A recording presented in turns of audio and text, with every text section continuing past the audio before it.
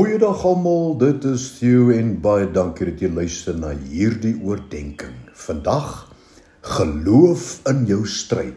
Of anders gestel, wanneer jy jouself in stryd bevind, moet jy geloof in die Here hê. Dawid moes jarelang weggekruip het omdat koning Saul alles het vermoë gedoen om hom dood te maak.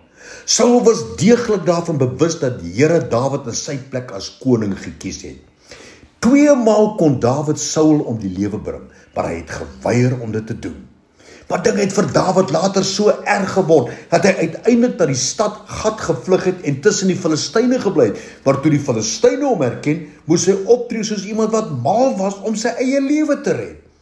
Dawid was vir baie jare omring deur vyande wat hom wou dood hê. En ek is seker dat gedurende hierdie tyd was dit vir Dawid moeilik om te onthou die dag toe Samuel hom met olie gesalf het as koning van Israel. Ek is seker daar was dae wat hy gewonder het oor die Here se belofte en waarom dit so lank neem om in vervulling te kom. Waarom al die probleme en al die teenkanting in my lewe, het Dawid dalk gevra. Maar afgesien van alles wat hy moes deurmaak, leer die woord van die Here ons dat Dawid van een ding oortuig was. Hy het geweet, dat maak nie saak wat gebeur nie, hy kon op die Here vertrou. Nou in die lig van Dawid se storie wil ek jou verseker dat die Here altyd getrou is aan sy woord. En net soos Dawid kan jy die Here vertrou. Maak nie saak hoe haglik jou omstandighede ook al mag wees nie, hoeveel teestand jy mag beleef of hoe lank jy al wag vir 'n antwoord op jou gebede nie. Luister na die gebed van Dawid in hierdie benarde situasie, Psalm 56, 'n gedig van Dawid toe die Filistyne hom gevang het in Gat. Wees my genadig, o God, daar is mense wat my agtervolg. Die hele dag val vyande my aan, my aanvallers agtervolg my sonder ophou en baie val my aan. Die dag wanneer ek bang word, sal ek net op U vertrou. In God, wie se woord ek prys, in hom is my vertroue, ek sal nie vrees nie. Wat kan mense aan my doen? Die hele dag verdraai hulle wat ek sê, hulle bose gedagtes is teen my gerig, hulle span saam en hou my dop en beloer my tree vir tree, gretig om my dood te maak.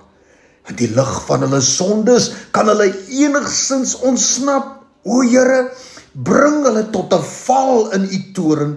U het my ellende raak gesien. U het my trane opgevang. U het dit opgeskryf in U boek. Die dag as ek na U roep om hulp, val my vyande terug.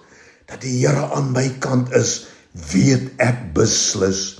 En die Here, wie se woord ek prys, in hom stel ek my vertroue. Daarom sal ek nie bang wees nie. Wat kan 'n gewone mens aan my doen? My geloftes aan U sal ek nakom, o God. Aan U sal ek dankoffers bring, want U het my van die dood gered. U het my voete van struikeling bewaar, sodat ek saam met U kan loop en kan lewe in U lig. Neem vrymoedigheid en maak hierdie gebed jou gebed. En weet jy wat? Wanneer jy tot die uiterste getoets word, dit is dan wanneer die diepte van jou standvastigheid van jou geloof na vore kom. Moenie toelaat dat enige iets jou handdoek laat ingooi deur jou geloof en vertroue in God te verloor nie, want hy en hy alleen kan en sal jou help. Dankie daarvoor, Here. Amen.